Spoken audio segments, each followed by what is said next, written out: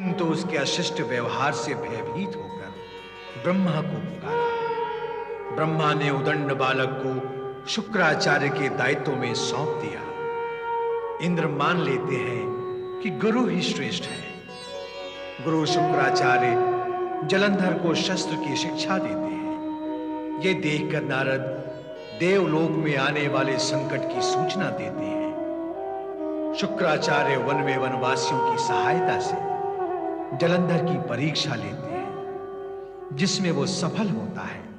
दूसरी ओर कैलाश पर माता पार्वती और शिवगण समाधि में लीन भगवान शिव की पूजा अर्चना कर रहे हैं। वृंदा, वृंदा, अब तुम बच्ची नहीं रही, समझदार हो गई हो। तुम्हारी ये भक्ति लीला और शिव भक्ति राक्षस कुल के लिए शोभनीय नहीं है। हम राक्षस हैं, हमारा भक्ति और शिव से कोई संबंध नहीं।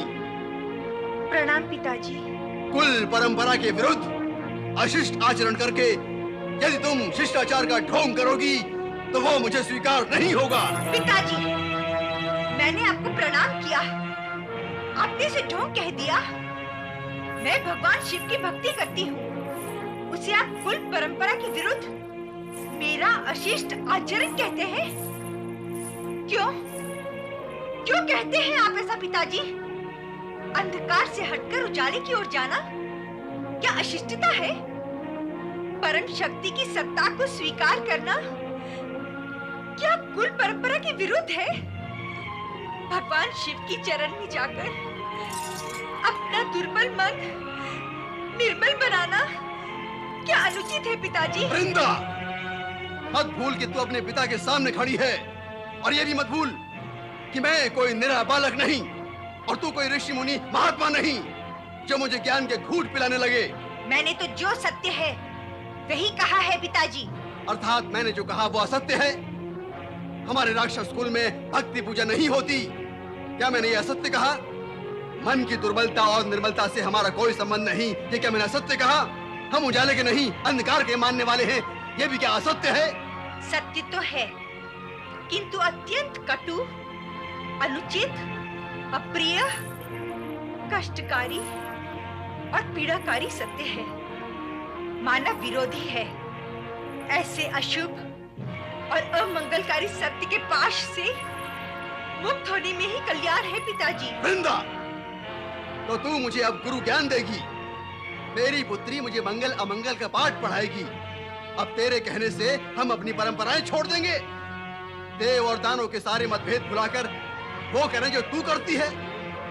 भेद तो आरंभ से है और अंत तक रहेगा। इस भेद को भेदा नहीं जा सकता पिताजी। कौन भेदेगा? हमारा जन्म ही तो दानव कुल में हुआ है। हम मानव जैसे विचार और आचरण कैसे कर सकते हैं? कर तो सकते हैं यदि सत्यता पूर्वक इस सत्य को मान ले कि देव, दानव, मानव सभी का जन्म परम शक्ति सदाशिव की कृपा से ही हुआ है। किंतु पिताजी, सत्य मन बुद्धि के कक्ष में तभी प्रवेश करता है जब असत्य वहां से बाहर निकल आए। देख रहा हूँ कि तुम्हारी उद्दंडता बढ़ती चली जा रही है। शिव भक्ति के फेर में पड़कर अब तो तुम्हें अपने पिता का अपमान करने में भी संकोच नहीं होता। नहीं पिताजी नहीं, आप मेरे पूज्य हैं। आपका अपमान करने का विचार तो मेरी कल्पना का स्पर्श भी नहीं कर सकता। मैं तो केवल ये कह रही थी कि प्राण चाहे जिस रूप के शरीर में हो, वो परम तत्व ओम का ही अंश होता है। देव, दानव, मानव के भीतर जो स्पंदन होता है वो भगवान शिव। बस वृंदा, बस, बहुत हुआ। बहुत कह लिया तुमने और बहुत सुन लिया हमने। तुम शिव भक्ति द्वारा यहाँ के पूरे वातावरण को दूषित करके राक्षसों को मानवीय गुण और भक्ति का राग सुनाकर उन्हें कायर बनाने का प्रयत्न कर रही हो। ऐसा हम कदापि नहीं होने देंगे। आपने अपना निर्णय सुना दिया ना पिताजी, अब मेरा निर्णय भी सुन लें। आप मेरे पिता हैं केवल इस जन्म के। क्या? हाँ, यही सत्य है। आपके भवन में मेरा जन्म हुआ है। इतना ही आपका मेरा परिचय है पिता पुत्री के नाते। इस जन्म में केवल मेरा शरीर ही आपको पुत्री के रूप में प्राप्त हुआ है, किंतु भगवान शिव तो मेरी बुद्धि और आत्मा के पिता न जाने कब से हैं और अनंत काल तक रहेंगे। इसलिए मेरा निर्णय है कि उन भगवान शिव के प्रति प्रतिबद्ध रहकर सदा ओम नमः शिवाय का जाप करती रहूंगी। हमारी अवज्ञा करने का परिणाम जानती हो तुम? हम तुम्हारे प्राण हर लेंगे। नहीं, प्राण हरना आपके वश में नहीं है और प्राणों पर आपका अधिकार है भी नहीं। वो तो भगवान शिव की संपत्ति है। आप तो केवल शरीर हर सकते हैं, किंतु उसको समाप्त करना भी शिव इच्छा के बिना संभव नहीं हो सकेगा। और वे ऐसी अप्रिय इच्छा अपने भक्तों के लिए कभी नहीं करते, कभी नहीं। शिव इच्छा, शिव इच्छा। अरे तू तो मेरी पुत्री है, पुत्री, और मैं तेरा पिता हूँ, पिता। एक पिता होकर मैं अपनी पुत्री के प्राण कैसे हर सकता हूँ, कैसे हर सकता हूँ? मैं नहीं हर सकता, नहीं हर सकता।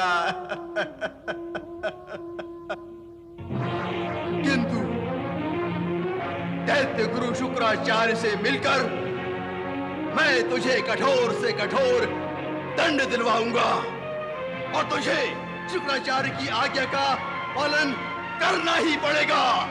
ओम देवादिदेव देवेश सर्व प्राणाभृतांवर प्राणिनामपि नाभिस्त्वं मृत्युंजय नमोस्तुते। ओम देवादिदेव देवेश सर्व प्राणाभृतांवर प्राणिनामपि नाभिस्त्वं मृत्युंजय नमोस्तुते।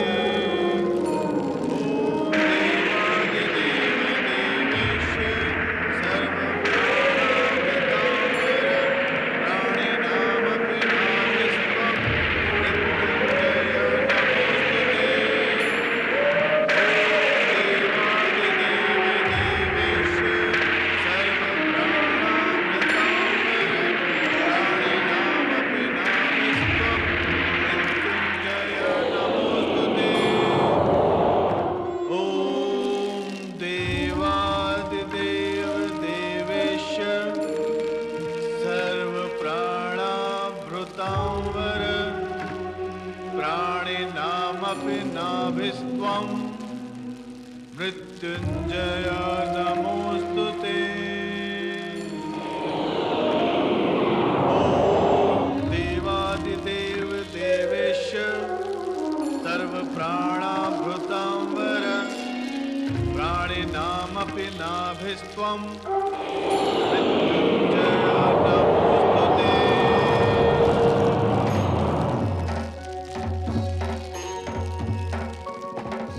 दैत्य गुरु शुक्राचार्य, शुक्राचार्य, तुम्हारी आराधना हमें तुम तक ले आई है। कहो, किस इच्छा से तपस्यारत हो? हमसे क्या चाहिए तुम्हें? भगवान, आपके दर्शन की इच्छा तो पूर्ण हुई, अब एक इच्छा शेष है। इच्छित वरदान मांग लो शुक्राचार्य। भगवान, मैंने जिस मृत्युंजय मंत्र की साधना की है वो सिद्ध हो, ऐसा मुझे प्रभात दे। आपके द्वारा शक्ति पूरक इस मंत्र की शक्ति से मैं जिसको चाहूं पुनर्जीवित कर सकूं। तथास्तु।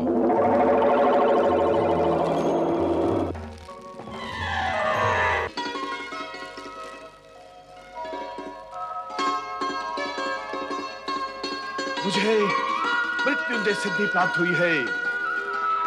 अब मैं दैत्यराज जलंधर को अवश्य ही विश्व विजय प्राप्त करवा सकूंगा। अब ब्रह्मांड की कोई शक्ति मुझे त्रिलोक में असुरों का साम्राज्य स्थापित करने से नहीं रोक सकती, नहीं रोक सकती। दैत्य गुरु शुक्राचार्य को प्रणाम। ये मेरी पुत्री वृंदा। गुरुर् ब्रह्मा गुरुर्विष्णु गुरुर्देवो महेश्वरा गुरुर्साक्षात् परब्रह्म तस्मै श्री गुरुवे नमः। आयुष्मान भव। दैत्य गुरु, देखा ना, आपको प्रणाम करने में भी ये देवताओं का नाम लेना नहीं भूलती। एक राक्षस कन्या होकर राक्षस धर्म से ही विद्रोह कर रही है। मेरी आज्ञा का विरोध कर ये शिव भक्ति में लीन रहती है। आप इसे राक्षस धर्म समझाएं और आज्ञा दें कि ये शिव भक्ति को त्याग दे, और फिर भी न माने तो आप इसे कठोर से कठोर दंड अवश्य दें। काल ने अनावश्यक क्रोध बुद्धि को शून्य बना देता है, चाहे वो देव हो, दानव हो या मानव। इतना सदा स्मरण रखना कि किसी भी सिद्धि को प्राप्त करने के लिए देव कृपा की आवश्यकता होती है, और वो त्रिदेव हैं ब्रह्मा, विष्णु और महेश। तुम ये कैसे भूल गए कि दैत्य गुरु होने पर भी हम शिव आराधक हैं। भगवान शिव की आराधना करके उनकी कृपा प्राप्त कर हमने मृत्युंजय मंत्र की सिद्धि की है। उस मंत्र से हम किसी भी मृत प्राणी को जीवित कर सकते हैं। ऐसे महान महादेव की भक्ति से वृंदा को रोककर तुम घोर अपराध कर रहे हो कालनेमी। हम तुम्हारा ये शिवद्रोह कभी क्षमा नहीं करेंगे। ऐसा अज्ञानवश हो गए दैत्य गुरु, मुझे क्षमा करें। हम तो क्षमादान कर ही देंगे कालनेमी, किंतु अब शीघ्र ही तुम्हें कन्यादान करना होगा। अब हम अधिक समय तक वृंदा को तुम्हारे साथ नहीं रहने देंगे। हमने निश्चय कर लिया है कि अब शीघ्र ही इसका विवाह शिवांश असुरराज जलंधर से कर देंगे, ताकि इसको तुम्हारी कटु वाणी, व्यंगवाद व प्रहार न सहने पड़े। नहीं दैत्य गुरु, नहीं, अब ऐसा नहीं होगा। आपने तो हमें शुभ समाचार सुनाया है। मेरी पुत्री के लिए योग्य वर का चुनाव करके आपने हम दोनों पर उपकार किया है। आपने मुझे चिंता मुक्त कर दिया। अब हम इस विवाह का प्रस्ताव लेकर जलंधर के पास जाएंगे। पिताजी, देखा आपने, शिव इच्छा से शिव आराधक ने मेरी रक्षा कैसे की। उनकी कृपा, उनकी माया और उनकी लीला अनंत है। ओम नमः शिवाय। ओम नमः शिवाय। शिव इच्छा से शिव आराधक दैत्य गुरु शुक्राचार्य काल नेमी की पुत्री वृंदा के विवाह का प्रस्ताव लेकर महाबली जलंधर से भेंट करने हेतु प्रस्थान कर गए, किंतु जलंधर के कारण वैकुंठ लोक में माता लक्ष्मी अत्यंत चिंताग्रस्त हैं। क्या बात है देवी? जगत में समृद्धि की देवी जानी मानी जाती हो, फिर भी तुम्हारा मुख चिंताग्रस्त क्यों है? कोई विशेष कारण नहीं है स्वामी। विशेष ना सही, साधारण कारण क्या है? तुम्हें तो ज्ञात है कि संसार में किसी के भी मन का रहस्य हमसे छुपा नहीं है। यदि ऐसा है तो प्रश्न करने की आवश्यकता ही क्या है? बिना प्रश्न किए ही मन का रहस्य जान लीजिए, और आप हमें भी बताइए कि आपने क्या जाना है। देवी, तुम्हारी चिंता का कारण यह है कि अचानक एक शक्तिशाली असुर पुनः उत्पन्न हो गया है। वो तीनों लोकों में उपद्रव उत्पन्न अवश्य करेगा तथा समृद्धिवान प्राणीजनों को कष्ट देगा, धर्मात्माओं के लिए भी संकट उत्पन्न करेगा और देवताओं को भी पीड़ित करेगा। अर्थात सृष्टि की संतुलित व्यवस्था में बाधक बनकर वे उसे असंतुलित करेगा। स्वामी, आपने मेरी मन की आशंका को जान लिया है। मैं भी विचार करती थी कि भगवान शिव को ऐसा भयानक असुर इस जगत में प्रकट करने की क्या आवश्यकता थी। देवी, जिस आवश्यकता को तुम नहीं समझ सकी हो, उसे भगवान शिव ने समझकर ही प्रकट किया होगा। अर्थात अनेक बार की घटनाओं से यह स्पष्ट है कि भगवान शिव लीला आरंभ में विचित्र, अनावश्यक और भयावह प्रतीत होती है, किंतु उसके गर्भ में सदा ही धर्म रक्षा, प्राणी मात्र का कल्याण और सर्वहित ही निहित होता है। इसलिए व्यर्थ की चिंता का त्याग करो और अपने मन को प्रफुल्लता की दिशा की ओर ले चलो। नारायण नारायण, श्री हरि विष्णु और माता लक्ष्मी नारद का प्रणाम स्वीकार करें। आओ नारद। श्री हरि, मैं आज तुम जलंधर के विषय में समाचार लाए हो। नारायण नारायण, जिस जिसका ज्ञान आपको है वो समाचार कहाँ रह जाता है श्री हरि।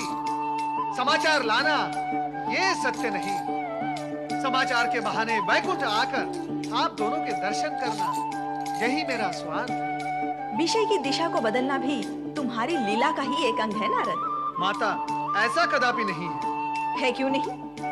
तुम यहाँ अवश्य एक विशेष समाचार लेकर आए हो और वैकुंठ आने के बहाने की ओट में बहाना बनाकर मूल विषय से हट रहे हो। माता, श्री हरि सबके मन का सत्य जानते हैं। जब वे आपके मन की बात जान सकते हैं, तो भला मैं बहाना बनाकर कोई बात मन में कैसे और कहाँ रख सकता हूँ?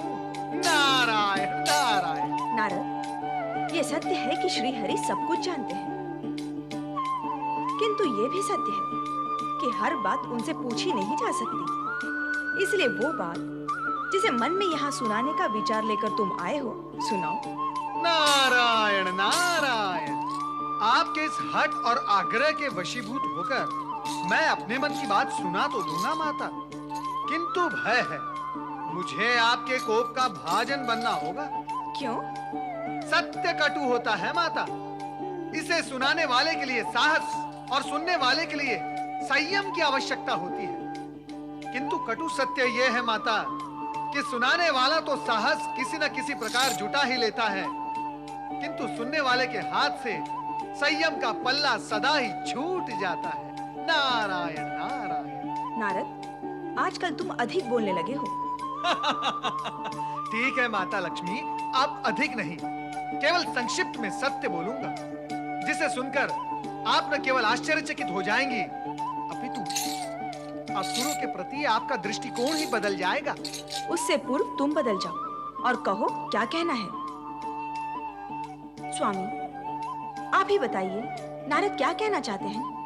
नहीं देवी, नारद के मुख से सुनने का आनंद ही कुछ और है। बताओ नारद, वो दृष्टिकोण बदल जाने वाली बात। तो सुनो माता, असुरराज जलंधर आपका छोटा भाई है, अर्थात आप उसके कल्याण के विषय में विचार करें, विनाश के विषय में नहीं। नारद, अपने बड़ों से विनोद और हास परिहास अपनी मर्यादा की सीमा में रहकर ही करना चाहिए। क्षमा माता क्षमा, परंतु मैंने ऐसा क्या कह दिया?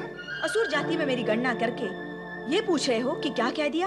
नहीं नहीं नहीं नहीं माता, नहीं नहीं, मैंने ऐसा तो नहीं कहा। असुर राज जलंधर को मेरा भाई कहने का क्या स्पष्ट अर्थ ये नहीं हुआ कि मैं भी असुर हूँ? नहीं। और स्वामी, आप भी ऐसा अप्रिय विनोद मौन रहकर सुन और सहन कर रहे हैं? सत्य तो मौन रहकर ही सुना जाता है देवी, विरोध तो असत्य का किया जाता है। स्वामी, आप भी नारद की बातों में आ गए। तर्क वितर्क की सारी संभावनाएं इस सत्य के नीचे दब गई हैं देवी, कि जलंधर तुम्हारा छोटा भाई ही है। ये आप क्या कह रहे हैं स्वामी? ऐसा कैसे हो सकता है? ऐसा ही है देवी, तुम्हारा जन्म सागर मंथन के समय समुद्र के गर्भ से ही हुआ था। हाँ, मेरा जन्म अवश्य समुद्र के